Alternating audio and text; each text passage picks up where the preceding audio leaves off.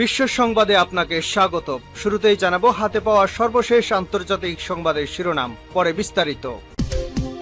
জানিয়ে দেব এই মুহূর্তে হাতে পাওয়া সর্বশেষ গুরুত্বপূর্ণ আপডেট আন্তর্জাতিক সংবাদ। শুরুতেই থাকছে অবশেষে ইরানকে $12 বিলিয়ন ছাড়তে বাধ্য হল যুক্তরাষ্ট্র। ইরানের আলোচনা দলের প্রধান মোহাম্মদ বাকের গালিবাফ বলেছেন, মার্কিন যুক্তরাষ্ট্র বারবার বলেছিল আমি একটি সেন্টও দেব না, কিন্তু শেষ পর্যন্ত তারা $12 বিলিয়ন অবমুক্ত করতে বাধ্য হয়েছে। একটি বিশেষ টেলিভিশন সাক্ষাৎকারে এই ঐতিহাসিক সাফল্যের কথা তুলে ধরেছেন তিনি। এবারে জানাবো লন্ডো ফন্ড ইসরায়েলি তেল শোধনাগার মেরামতে লাগবে কয়েক বছর।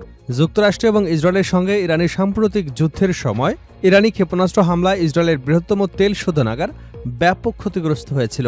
ইসরায়েলি কর্তৃপক্ষ শুরুতে ক্ষয়ক্ষতির বিষয়টি ধামাচাপা দেবার চেষ্টা করলেও এখন জানা যাচ্ছে ক্ষতির পরিমাণ আগের চেয়ে অনেক বেশি, যা মেরামত করতে 2028 সাল লাগবে বলে ধারণা করা হচ্ছে। জানাবো গাজায় গণহত্যার 1000তম দিন। গণহত্যা, ধর্ষণ আর দখলদারিত্বে গাজা এখন উন্মুক্ত কারাগার। 2,73,000 টন বিস্ফোরণ নিক্ষেপ করা হয়েছে পর্যন্ত। নিহত হয়েছেন 73,000, এতিম হয়েছেন 59,000, নিখোঁজ রয়েছেন 95,000-এরও বেশি শিশু। উপত্যকার 365 বর্গ কিলোমিটার এলাকা যেন একটি উন্মুক্ত কারাগার। এমন দিনে গণহত্যা, ধর্ষণ, নৃশংসতা ও ধ্বংসের এক ভয়াবহ সাক্ষী হয়েছে বিশ্ব। জানাবো যুদ্ধ কখনোই শেষ হবে না বললেন নেতানিয়াহু। মধ্যপ্রাচ্য জুড়ে ইসরায়েলের যুদ্ধ কখনই শেষ হবে না বলে মন্তব্য করেছেন দেশটির প্রধানমন্ত্রী বেনিয়ামিন নেতানিয়াহু। টেলিভিশন চ্যানেল 14কে দেওয়া এক সাক্ষাৎকারে তিনি এমন মন্তব্য করেন। এবারে থাকছে ইসরায়েলকে 1 ইঞ্চি ভূখণ্ড ছাড় নয় লেবাননের প্রেসিডেন্ট। লেবাননের প্রেসিডেন্ট জোসেফ আউন বলেছেন, ইসরায়েলের সঙ্গে সরকারের চলমান আলোচনা কোনোভাবেই আত্মসমর্পণ বা বিশ্বাসঘাতকতা নয়। একই সঙ্গে তিনি জোর দিয়ে বলেন, লেবাননের 1 ইঞ্চি ভূখণ্ড ইসরায়েলের কাছে ছাড় দেওয়া হবে না। এবং সর্বশেষ জানাবো বাবার জানাজায় থাকছেন না মোস্তফা খামেনি। নিরাপত্তাজনিত কারণে ইরানের সাবেক সর্বোচ্চ নেতা আয়াতুল্লাহ আলী খামেনির দাফন এবং জানাজা অনুষ্ঠানে উপস্থিত থাকবেন না তার ছেলে ও বর্তমান সর্বোচ্চ নেতা মোস্তফা খামেনি। এমন তথ্য জানিয়েছেন ভারতে ইরানের সর্বোচ্চ নেতার প্রতিনিধি আয়াতুল্লাহ হাকিম এলাহি। এতক্ষণ শুনছিলেন সংবাদ শিরোনাম, এবার থাকছে পুরো সংবাদ। দর্শক, অনুরোধ থাকবে এই ভিডিওতে একটি লাইক দিন, কমেন্টস করে জানিয়ে দিন এই ভিডিওটি আপনি বাংলাদেশের কোন জেলা থেকে দেখছেন এবং শুনছেন, আর এই ভিডিও সম্পর্কে আপনার মূল্যবান মতামতটি কমেন্ট বক্সে জানিয়ে দিন। অবশেষে ইরানকে $12 বিলিয়ন ছাড়তে বাধ্য হল যুক্তরাষ্ট্র। ইরানের আলোচনায় দলের প্রধান মোহাম্মদ বাকের গালিবাফ বলেছেন, মার্কিন যুক্তরাষ্ট্র বারবার বলেছিল আমি একটি সেন্টও দেব না, কিন্তু শেষ পর্যন্ত তারা $12 বিলিয়ন ছাড়তে বাধ্য হয়েছে। একটি বিশেষ টেলিভিশন সাক্ষাৎকারে এই ঐতিহাসিক সাফল্যের কথা তুলে ধরেন তিনি। গালিবাফ বলেন, আমি নিজে কাতারে গিয়েছি। সত্যি বলতে দেশটির প্রধানমন্ত্রী ও পররাষ্ট্রমন্ত্রী একটি কার্যকর মধ্যস্থতা করেছেন। সেখানে প্রথমে $6 বিলিয়ন ছিল এবং পরে তারা আরও $6 বিলিয়ন গ্রহণ করে। তিনি আরও বলেন, কাতার সফরের সময় আলোচনা হয়েছে, নথিপত্র সই হয়েছে এবং মার্কিন ট্রেজারি ডেপুটি সেক্রেটারি ভ্যান্সও সেখানে উপস্থিত ছিলেন। চুক্তি সই হবার পরদিনই সকালে আমাদের সম্পদ অবমুক্ত করা হয়। কেউ কেউ প্রশ্ন করেন আমরা কেন কাতারে গেলাম। উত্তরটা স্পষ্ট, আমরা যদি না যেতাম তবে এ কাজটি হতো না। আমরা শর্ত পূরণের জন্য পদক্ষেপ নিয়েছিলাম, শুধু স্লোগান দেওয়ার জন্য নয়। এটাই সেই নেতৃত্বের সাহস ও প্রজ্ঞা, যারা শর্তগুলো বাস্তবায়নের উপর জোর দিয়েছেন এবং আমরাও সেই একই শর্ত পূরণ করেছি। শহীদ ইমামের আজানের ধ্বনি পবিত্র কুচ মুক্তিদের মাধ্যমে পূর্ণতা পাবে উল্লেখ করে তিনি বলেন, যদি কেউ কূটনীতিতে বা মাঠে সাহায্য করতে না পারেন তবে অন্তত বাধা সৃষ্টি করবেন না এবং ট্রাম্পের কথার পুনরাবৃত্তি করবেন না। ইরানের মানুষকে শান্তিতে থাকতে দিন এবং ইসলামী প্রজাতন্ত্রকে নিয়ে গর্ব করবার সুযোগ দিন। ইমামের খুনের প্রতিশোধ নেয়া এবং কুচ মুক্ত করা শুধু স্লোগান দিয়ে সম্ভব নয়, এটি শক্তি দিয়ে অর্জন করতে হয়, কারণ ইরানের শত্রু কেবল পরাশক্তির ভাষা বোঝে। আমি আগেও বলেছি, অর্থনীতির উন্নতি, মানুষের জীবিকা, দেশের বিনিয়োগ এবং সশস্ত্র বাহিনীকে আধুনিকীকরণের জন্য ইরানকে এই সুযোগটি কাজে লাগাতে হবে। গালিবাফ আরও বলেন, আমরা যদি দুর্বল হই তবে আমাদের অপমানিত হতে হবে। ইরানকে শক্তিশালী হতে হবে এবং আজ মানুষের প্রচেষ্টার কল্যাণে ইরান তার শক্তি দেখিয়েছে। লন্ডো ফন্ড ইসরায়েলি তেল শোধনাগার মেরামত করতে লাগবে কয়েক বছর।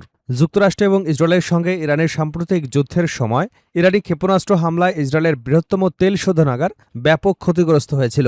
ইসরায়েলি কর্তৃপক্ষ শুরুতে ক্ষয়ক্ষতির বিষয়টি ধামাচাপা দেওয়ার চেষ্টা করলেও এখন জানা যাচ্ছে ক্ষতির পরিমাণ আগের চেয়ে অনেক বেশি।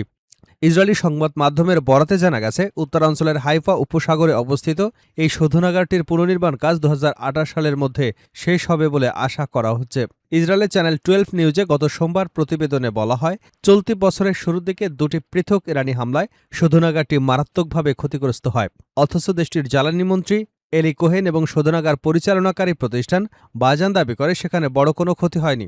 গত মার্চ মাসে বাজান তেল আবিব স্টক এক্সচেঞ্জকে জানিয়েছিল একটি শোধনাগার ট্যাঙ্কের ছাদে সামান্য ক্ষতি হয়েছে এবং তাদের সব উৎপাদন কার্যক্রম স্বাভাবিক রয়েছে।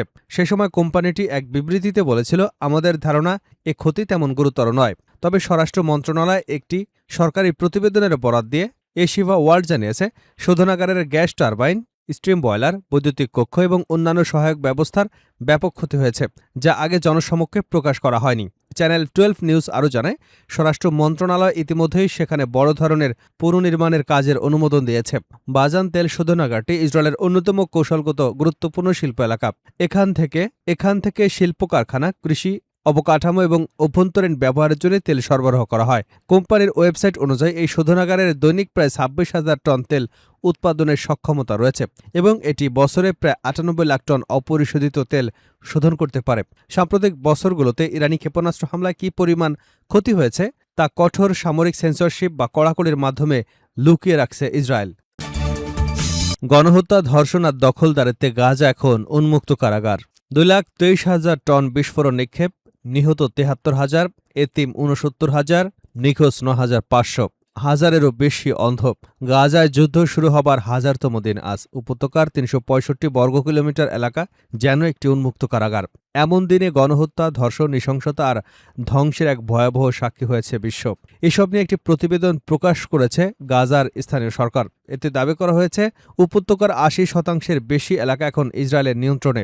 একই সঙ্গে তারা জানিয়েছে, যুদ্ধ চলাকালে গাজায় 2,23,000 টনের বেশি বিস্ফোরক নিক্ষেপ করেছে দখলদার ইসরায়েল। বৃহস্পতিবার প্রকাশিত গাজার সরকারের মিডিয়া অফিসের বিবৃতিতে বলা হয়, ইসরায়েলি হামলায় এখন পর্যন্ত 73,000-এরও বেশি ফিলিস্তিনি নিহত হয়েছেন। নিহতদের মধ্যে 21,500 জনের বেশি শিশু, 12,500 জনের বেশি নারী রয়েছেন। এছাড়া 58,800-এর বেশি শিশু এতিম হয়েছে। আরও 9,500 জন এখনও নিখোঁজ রয়েছে বলে দাবি করা হয়েছে। এর পাশাপাশি ইসরায়েলি কারাগারে যৌন হেনস্থা, ধর্ষণের অভিযোগ রয়েছে। দ্য নিউ ইয়র্ক টাইমসের পত্রিকায় পুলিৎজার বিজয়ী কলামিস্ট নিকোলাস ক্রিস্টফ প্রকাশিত একটি দীর্ঘ অনুসন্ধানী প্রতিবেদনে যৌন নির্যাতনের শিকার 14 জন ফিলিস্তিনি নারী পুরুষের সাক্ষ্য তুলে ধরা হয়েছে। ইসরায়েলি কারাগারে দেশটির সেনা, কারারক্ষী, বসতি স্থাপনাকারী এবং জিজ্ঞাসাবাদকারীদের দ্বারা ব্যাপক যৌন সহিংসতার শিকার হবার অভিযোগ করেছেন ভুক্তভোগীরা। তাই কলামিস্ট ক্রিস্টফ লিখেছেন, মধ্যপ্রাচ্যের সংঘাত নিয়ে আমাদের ভিন্নমত থাকলেও ধর্ষণের নিন্দায় আমাদের এক হওয়া উচিত। ইসরায়েলি নেতার ধর্ষণের নির্দেশনা দিয়েছেন বলে কোনো প্রমাণ না থাকলেও ইসরায়েলি কর্তৃপক্ষ এমন একটি নিরাপত্তা কাঠামো তৈরি করেছে, যার মাধ্যমে যৌন সহিংসতা ইসরায়েলের স্ট্যান্ডার্ড অপারেটিং প্রসিকিউর এর অংশ হিসেবে পরিণত হয়েছে। গাজা সরকারের বিবৃতিতে আরও বলা হয়, আহতের সংখ্যা 1,73,514 জনে দাঁড়িয়েছে। তাদের মধ্যে 433 জন সাংবাদিক রয়েছেন। এছাড়া 5,400 জনের বেশি মানুষের অঙ্গহানি ঘটেছে। শারীরিক এ ক্ষতির শিকার হওয়াদের 18%ই শিশু। বিবৃতিতে বলা হয়, ইসরায়েল 1,047টি মসজিদ সম্পূর্ণভাবে ধ্বংস করেছে এবং আরও 210টি মসজিদ আংশিক ক্ষতিগ্রস্ত হয়েছে। এছাড়া 3টি গির্জায় হামলা চালানো হয়েছে। 312 জন ইমাম, খতিব, কোরআন শিক্ষক এবং অন্যান্য ধর্মীয় ব্যক্তিত্ব নিহত হয়েছেন বলে দাবি করা হয়েছে। যুদ্ধ কখনোই শেষ হবে না, নেতানিয়াহু। মধ্যপ্রাচ্য জুড়ে ইসরায়েলের যুদ্ধ কখনোই শেষ হবে না বলে মন্তব্য করেছেন দেশটির প্রধানমন্ত্রী বেনিয়ামিন নেতানিয়াহু। মঙ্গলবার টেলিভিশন চ্যানেল 14কে দেওয়া এক সাক্ষাৎকারে তিনি মন্তব্য করেন। ইসরায়েলের প্রধানমন্ত্রী মুখপাত্র হিসেবে পরিচিত এই চ্যানেলটিকে দেওয়া সাক্ষাৎকারে এ অঞ্চলে ইসরায়েলের যুদ্ধ শেষ হবার পথে কিনা এমন প্রশ্নের জবাবে তিনি বলেন, সামরিক অভিযান অব্যাহত থাকবে। হামাস এবং হিজবুল্লাহর নেতাদের হত্যা, গাজা, লেবানন, সিরিয়া বিভিন্ন অংশে সামরিক উপস্থিতির কথা উল্লেখ করে ইসরায়েলের প্রধানমন্ত্রী বলেন, আমরা অভূতপূর্ব সাফল্য অর্জন করেছি। যুক্তরাষ্ট্র ইসরায়েলের শুরু করা সাম্প্রতিক সংঘাতের দিকে ইঙ্গিত দিয়ে তিনি বলেন, আমরা ভয়ের দেওয়াল ভেঙে দিয়েছি। 47 বছর ধরে কেউ ইরানে হামলা চালানোর সাহস করেনি। 7 অক্টোবর 2023-এ হামাস নেতৃত্বাধীন হামলার পরপরই নেতানিয়াহুর দেওয়া নিশ্চিত বিজয় অর্জনের লক্ষ্যটি এখন অর্জনযোগ্য কিনা এমন প্রশ্নের জবাবে তিনি বলেন, এর কোনো শেষ নেই। নেতানিয়াহু আরও বলেন, আপনি যদি মধ্যপ্রাচ্যে এবং এই বিশ্বে বাঁচতে চান তবে আপনাকে অত্যন্ত শক্তিশালী হতে হবে। ইসরায়েল এখন অতীতের যে কোনো সময়ের চেয়ে বেশি শক্তিশালী। সাক্ষাৎকারের এক পর্যায়ে নেতানিয়াহু বলেন, ইসরায়েল যে যুদ্ধের লক্ষ্য অর্জন করতে পারবে তা কেউ বিশ্বাস করেনি।